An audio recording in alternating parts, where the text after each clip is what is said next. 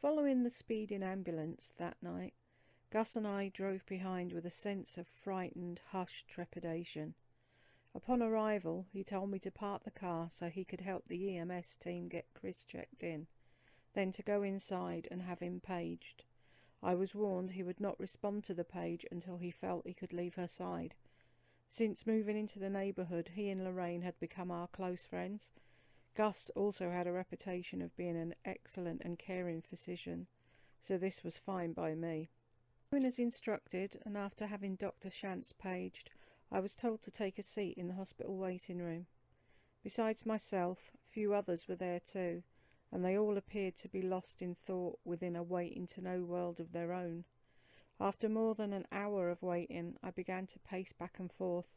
Even though I had to take a wicked leak, I'd resolved to hold it in to avoid missing any updates on Chris's condition. At precisely 2 hours and 41 minutes later, I heard several frenzied code blue requests, accompanied by a room number being broadcast over the hospital PA system. Once more, recalling questionably accurate information obtained from watching medical dramas seen either in films or on TV, I knew that a code blue meant to get a crash cart stat into the room indicated. Although I still had not been informed as to which room my wife was in, my throat constricted as if a snake had wrapped itself around my neck and was squeezing tighter with each second. The heart that was pounding madly in my chest had elevated my blood pressure to such a high level I was now sweating profusely, and it felt as if the temples at the sides of my head were about to pop and break like a child's cheap toy balloon. Children. Chris's daughters.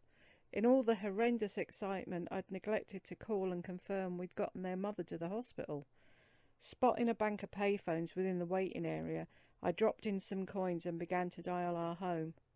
After 3 unanswered rings, and before the call had gone to our answering device, I remembered Lorraine had taken them over to the Shantz's home. It dawned on me then that I didn't know the number. Using the same word which Anya and Noika had employed to curse me out for not sharing their mum's medical condition with them for the past 6 months, I began to silently berate myself. But it then occurred to me that Dr. Augustine Shantz's number would surely be listed for any of his patients needing to contact him during an emergency. So I called directory assistance to request it. After providing the doctor's name and address, I felt a well of relief rise in my soul when told it was not only listed, but by depositing a little bit more money, the connection would be made for me. This was great because I had neither pen nor paper on which to transcribe the number I wished to call. Fumbling through my pockets for spare change, but coming up 25 cents short, I yelled in desperation to anyone in the room who could hear me. "Please, my wife was just brought in. I need to call our daughters to tell them we got to the hospital. I'm a quarter short on change to have them connect my call, so if anyone will just give me a quarter, I'll give you $1. Damn, I'll give you $100. I just have to call our daughters and before my sentence was complete, a woman grabbed her purse and rushed to my side. The most beautiful 25-cent piece I'd ever seen in my entire life was already in her hand, and as I went for my wallet, she dropped it into the coin slot and said, "No, I won't take your money. Just pay it forward.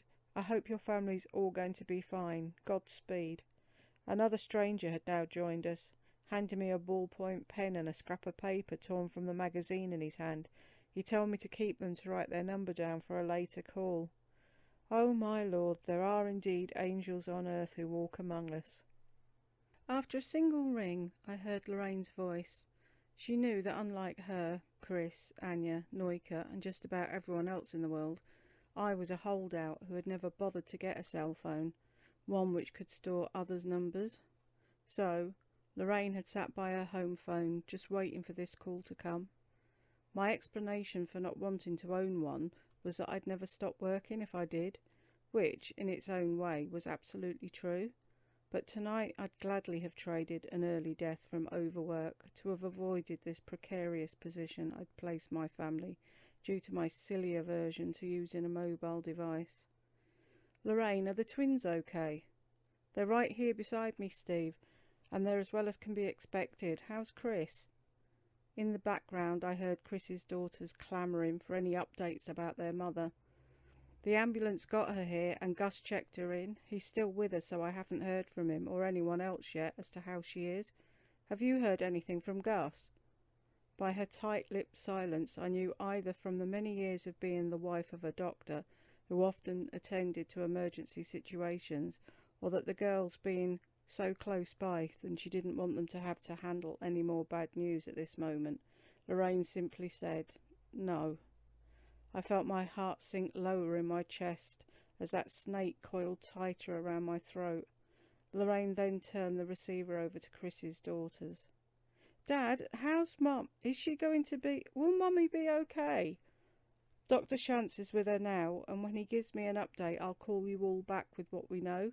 I had to call directory assistance to get this number, so before hanging up, please tell me what it is so I can write it down." I heard Anya let out a loud, exasperated sigh of frustration as Noika took the phone to recite the Shantz's number, and then made me read it back to her twice to ensure it was transcribed correctly.